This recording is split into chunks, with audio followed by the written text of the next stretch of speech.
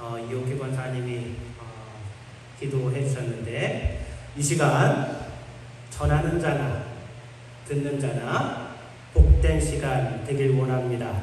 하나님의 은혜가 이 자리에 충만히 임하기를 축원합니다. 여러분 성경 읽는 거 어떠신지요? 쉽습니까? 어렵습니까? 성경은 쉬운 책입니다. 성경은 우리가 명확히 알 수 있도록 우리에게 하나님의 말씀을 전하는 책입니다. 들어보지 못한 그런 용어들도 많고 또 옛날 말로 적혀 있어서 무슨 말인지 모르고 이해 잘 안 될 때도 많은데요 생각하시는 성도님이 계실지 모르겠습니다. 그런 분이 계시다면 여러 가지 버전으로 성경이 번역되어 있습니다. 현대인의 성경이라고 하는 오늘 우리들이 일상에서 사용하는 말로 번역된 성경책도 있습니다. 여러분 그런 책들을 골라서 그런 성경을 찾아서 읽으시면 좀 더 어려운 말들, 옛날에 쓰였던 말들 대신에 오늘날 우리가 자주 사용하는 말로 번역되어서 좀 더 이해하기가 쉬울 것입니다. 성경은 대체적으로 우리 성도들에게 친절합니다. 그리고 성도들이 쉽게 이해할 수 있도록 잘 안내해 줍니다. 만약에 성경이 수수께끼 같고 어떤 암호처럼 우리가 이해할 수 없는 그런 책이라면 우리는 하나님의 말씀 그리고 하나님의 뜻을 깨닫는데 굉장히 어려움을 겪게 될 것입니다. 하지만 우리 하나님은 선하신 분이시고 또 모든 사람들이 이해할 수 있도록 그 말씀을 주시는 분이십니다. 그렇기 때문에 여러분 꾸준하게 읽어나가시면 처음은 낯설지라도 반드시 하나님의 말씀을 깨닫고 또 그 안에서 하나님의 뜻을 깨닫게 될 줄 믿습니다. 이제 오늘 말씀도 보면 새롭고 특별한 일이 발생하고 있음을 우리에게 힌트로 알려주는 말이 있습니다. 그 말이 그때예라고 하는 말입니다. 이 그때라고 하는 말은 지난주 말씀과 연관이 있습니다. 그래서 우리가 지난주 말씀을 한번 떠올려보고 기억해 볼 필요가 있습니다. 지난주 우리는 다윗이 사울을 피하여 두 번째로 블레셋으로 도피하였던 말씀을 살펴보았습니다. 겉으로 보면 이는 마치 은혜처럼 보였습니다. 다윗은 아기스의 호의로 한 성 시글락을 얻게 되고 그곳에서 이제 자신이 인솔하는 그 사람들과 함께 거주하게 됩니다. 그리고 8년 만에 사울을 피하여 도피하던 8년 만에 안정적인 삶을 맛볼 수 있었습니다. 하지만 모든 것이 좋고 기쁠 수만은 없는 것이 다윗은 이로 인해 악행을 행하였고 아기스의 신뢰를 얻기 위해서 거짓말을 해야만 했습니다. 우리가 알던 다윗 오직 하나님만을 신뢰하며 순종하던 모습을 전혀 찾아볼 수가 없습니다. 또한 아기스의 마음으로 고작 거짓말하는 다윗의 모습에 실망스럽기도 합니다. 어쨌든 다윗은 악행과 거짓말로 아기스의 마음을 얻을 수 있었습니다. 그 말씀이 27장 12절에 기록되어 있습니다. 제가 한번 읽어보도록 하겠습니다. 아기스가 다윗을 믿고 말하기를 다윗이 자기 백성 이스라엘에게 심히 미움을 받게 하였으니 그는 영영이 내 사역자가 되리라 하니라. 27장 마지막 절에 이와 같은 아기스 왕의 마음이 기록되어 있습니다. 이렇게 다윗에 대한 의심이 점차 사라지게 되고 안심하고 마음을 놓게 될 때쯤 아기스는 다시 한번 이스라엘을 침략하고자 하는 계획을 세우고 이제 군대를 모집하게 됩니다.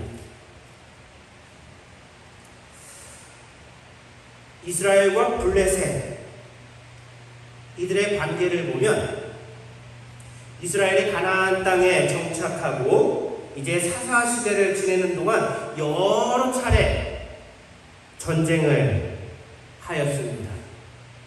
우리가 잘 알고 있는 사건, 사사 3소 때에 블레셋이 이스라엘을 침공하였습니다. 그리고 이스라엘이 왕정 시대로 접어들어서도 블레셋과 이스라엘 사이에 벌써 여러 차례 전쟁이 있었습니다.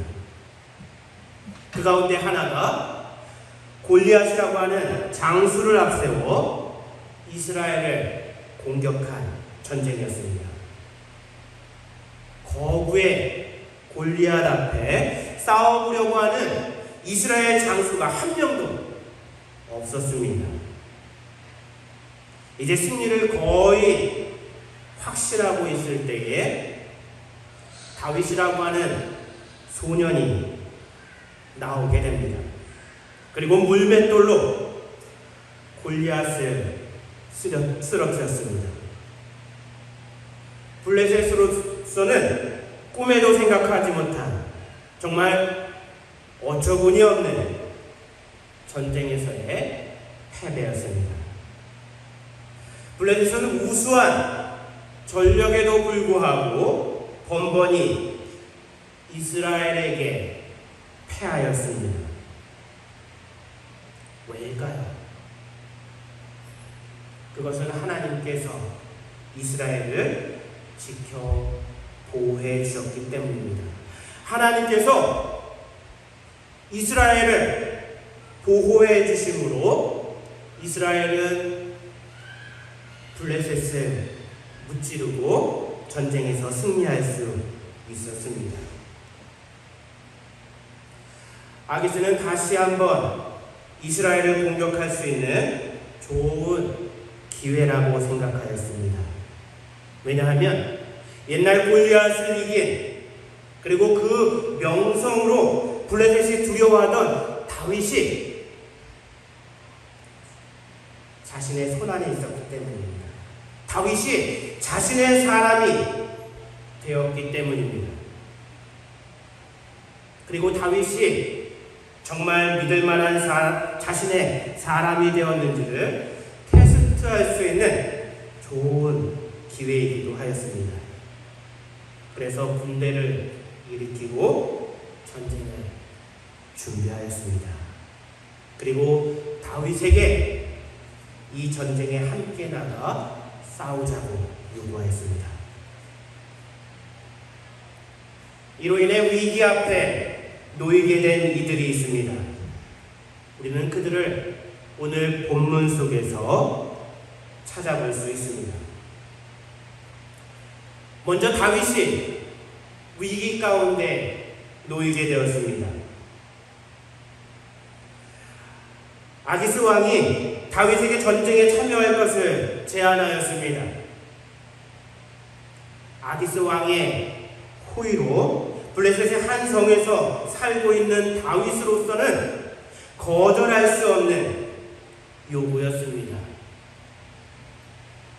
더욱이 요구를 거절할 경우 아기스와의 관계에 불신이 생길 수도 있고 또 그동안에 자신의 행동이 거짓이었음이 아기스에게 드러날 수도 있는 그러한 상황이었습니다. 이로 인해 다른 위험에 처할 수 있었습니다. 꼼짝없이 다윗은 전쟁에 나가서 자신의 동족과 싸워야 하는 상황에 놓이고 말았습니다. 정말 다윗은 이러지도 저러지도 못하는 상황에 놓이고 말았습니다. 여러분, 만약 여러분이 다윗과 같은 상황에 놓이게 된다면 여러분은 어떤 결정을 하시겠습니까? 우리가 다윗의 속마음은 다윗이 어떤 생각을 가지고 있는지 알 수는 없지만 그는 아기스 왕의 요구에 다음과 같이 말하였습니다. 다윗이 아기스에게 이르되 그러면 당신이 종의 행할 바를 아시리이다. 이 말은 다윗의 깊은 고민을 알 수 있는 말입니다. 만약 다윗 가운데 어떤 결정을 내리고 생각이 정리되었다면 다윗은 이렇게 돌려 말하지 않았을 것입니다. 또한 이처럼 수동적으로 움직이지도 않았을 것입니다. 그런데 아기스의 요구에 깊은 고민에 빠진 다윗, 그는 돌려 말할 수밖에 없었고 또 수동적으로 움직일 수밖에 없었던 것입니다. 다음은 사울과 이스라엘 백성들이 있습니다. 오늘 본문 5절 말씀을 보니까 사울이 블레셋 사람의 군대를 보고 두려워서 그 마음이 크게 떨린지라라고 했습니다. 여러분, 왕의 마음이 이러했다면 다른 이들의 마음은 어땠을까요? 전쟁을 시작하기도 전에 이미 승패가 결정됐다고 볼 수 있습니다. 두려운 마음에 사울은 여호와 하나님께 기도하였습니다. 그런데 여러분, 그 기도가 온전히 하나님을 믿고 온전히 하나님만을 의지해서 사울이 기도하였던 것이 아닙니다. 다급한 심정에 그러한 기도가 나왔던 것입니다. 그 뒤에 이어지는 사울의 행동을 보면 이를 알 수 있습니다.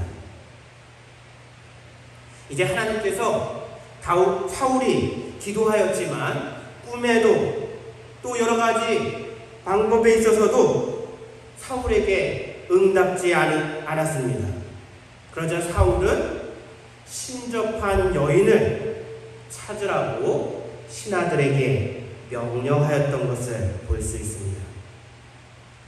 이제 사무엘이 죽은 후 사울은 나름 이스라엘의 신앙을 바로잡으려고 노력했던 모양입니다. 그래서 3절 후반부를 보면 사울이 신접한 자와 박수를 그 땅에서 쫓아내었던 것을 볼 수 있습니다. 그런데 위기가 닥치자 사울이 먼저 앞장서서 신접한 여인을 찾고 있습니다. 그러니까 사울은 온전히 회개하고 여호와 하나님을 믿었던 것이 아니라 여전히 그 내면에는 다른 것들도 의지하고 있었음을 이 사건을 통해 우리는 알 수 있습니다. 블레셋 군사를 보며 두려움에 사로잡힌 사울은 위기 앞에 놓이게 되었고 또 이를 해결하기 위해 하나님께만 기도하는 것이 아니라 하나님께만 도움을 요청한 것이 아니라 신접한 여인을 찾는 부정한 방법을 찾고 있음을, 구하고 있음을 볼 수 있습니다. 이는 이스라엘 전체의 영적인 위기, 상황만 위기 앞에 놓인 것이 아니라 영적인 위기를 맞고 있음을 우리가 알 수 있습니다. 우리가 이제 마지막으로 위기 앞에 놓인 한 사람을 볼 수 있는데 바로 엔돌에 살고 있던 신접한 여인이었습니다. 사울이 그 여인 앞에 찾아가게 됩니다. 그리고 그 여인에게 사무엘을 이제 다시 나타나게 해달라고 구합니다. 그런데 그 이전에 그녀는 사울의 정책으로 자신의 정체를 숨기고 살아가고 있었습니다. 그런데 사울이 그녀를 찾아왔고 이제 자신의 정체가 드러나게 되었습니다. 이는 곧 죽임당할 수 있는 위험을 의미하고 있습니다. 우리는 아직까지 세 그룹의 사람들을 살펴보았습니다. 지금 이들의 모습을 단순히 위기라는 말로 표현하기에는 뭔가 부족한 느낌이 듭니다. 위태로워 보이고 위험해 보입니다. 마치 벼랑 끝에 서서 이제 한 발만 잘못 디뎌도 모든 것이 끝나는, 끝을 알 수 없는 바닥으로 추락할 듯한 상황처럼 여겨집니다. 이들이 이러한 상태에 놓이게 된 과정도 또 지금 처한 위기도 각각 다르지만 이들에게는 한 가지 공통점이 있습니다. 하나님을 잠시 잊었든 또 죄로 인해 하나님과의 관계가 끊어지게 되었든 악신에 붙잡힌 삶을 살고 있든 이들은 현재 하나님과의 관계, 하나님과 함께 하고 있지 않다고 하는 사실입니다. 하나님과 전혀 상관없는 행동으로 인해 이들은 위험에 놓이게 되었습니다. 인생에 있어 다른 것이 위험한 것이 아니라 바로 이것이야말로 정말 위험한 상태입니다. 하나님을 떠난 삶. 성경은 하나님이 만물의 근원이시며 생명의 근원이시고 또한 생명 그 자체이라고 말씀하고 있습니다. 요한일서 5장 11절과 12절 말씀을 보면 또 증거는 이것이니 하나님이 우리에게 영생을 주신 것과 이 생명이 그의 아들 안에 있는 것이라. 아들이 있는 자에게는 생명이 있고 하나님의 아들이 없는 자에게는 생명이 없느니라 말씀하였습니다. 그리고 요한복음 14장 6절 말씀을 보면 예수께서 이르시되 내가 곧 길이요 진리요 생명이니 나로 말미암지 않고는 아버지께로 올 자가 없느니라 말씀하였습니다. 그렇기 때문에 하나님을 떠난 삶은 그 자체가 죄이며 그곳에는 생명이 없으며 그 삶은 죽음에 이르는 길이 됩니다. 시편 1편에서도 우리는 그러한 모습을 찾아볼 수 있습니다. 시인은 의인에 대해 시냇가에 심기운 나무에 비유하였습니다. 반대로 악인에 대해서는 바람에 나는 겨와 같다고 하였습니다. 저는 알맹이가 없는 쭉정이 껍데기를 말합니다. 우리가 쭉정이와 같은 모습, 벼랑 끝에 선 상태에 이르지 않기 위해서는 과연 어떻게 해야 할까요? 우리가 하나님 안에 거하고 예수 그리스도를 우리 안에 모시는 삶, 그러한 생활을 해나가야 합니다. 그러면 어떻게 이러한 삶을 살 수 있을까요? 예수님께서는 이에 대해 요한복음 15장에서 포도나무 비유를 통해 우리에게 알려주고 계십니다. 나는 포도나무요 너희는 가지라. 그가 내 안에 내가 그 안에 거하며 사람이 열매를 많이 맺나니 나를 떠나서는 너희가 아무것도 할 수 없으리라. 다윗은 블레셋을 피하였다가 오히려 더 위태로운 상태가 되었습니다. 다윗은 먼저 여호와 하나님께 기도하며 행동했어야 했습니다.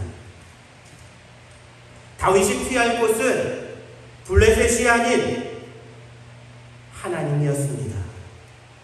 하지만 다윗은 기도하지 않았고 하나님이 아닌 세상에서 그 도피처를 찾았습니다. 이로써 하나님을 떠난 상태가 되었습니다. 사울은 하나님 말씀을 순종치 않으므로 성령이 그에게서 떠났던 것을 우리가 알 수 있습니다. 하나님 말씀에 따르는 삶이 하나님과 동행하는 삶인 줄 믿습니다. 하나님의 말씀이 우리의 삶에 구름기둥과 불기둥이 되어서 우리를 이끌어 주시고 인도해 주시는 줄 믿습니다. 신접한 여인은 악한 영에 사로잡혀 하나님과 관계가 단절된 상태였습니다. 여인은 자신의 잘못이라기보다는 악한 영에 의해 포로로 붙잡힌 상태입니다. 이를 구원하실 수 있는 분은 오직 여호와 하나님, 예수님, 우리 주님뿐이신 줄 믿습니다. 그렇기 때문에 성도들은 부지런히 세상 가운데 나가 복음을 증거해야 합니다. 세상에는 수없이 많은 악한 영에 포로된 자들이 있기 때문입니다. 복음을 전하는 것은 또한 내가 복음 안에 있음을 전하고 드러내는 행위이기도 합니다. 이제 말씀을 정리하며 마치도록 하겠습니다. 여러분 항상 주님과 함께 하시길 바랍니다. 꼭 바쁘다는 핑계로 기도하기를 멈춘 분이 계시지는 않습니까? 꼭 말씀에 불순종함으로 하나님과의 관계가 멀어진 분이 계시지는 않습니까? 오늘 본문 가운데 기록되어 있는 다윗의 모습, 그리고 사울의 모습이 이 땅 가운데 살고 있는 바로 우리들의 모습과 같습니다. 우리의 모습인 줄 믿습니다. 여러분 이 사실을 분명히 알고 기도하시길 바랍니다. 기도함으로 더욱더 하나님 뜻을 구하시길 바라겠습니다. 늘 부지런히 말씀 가운데로 나가시는 여러분들 되시길 바랍니다.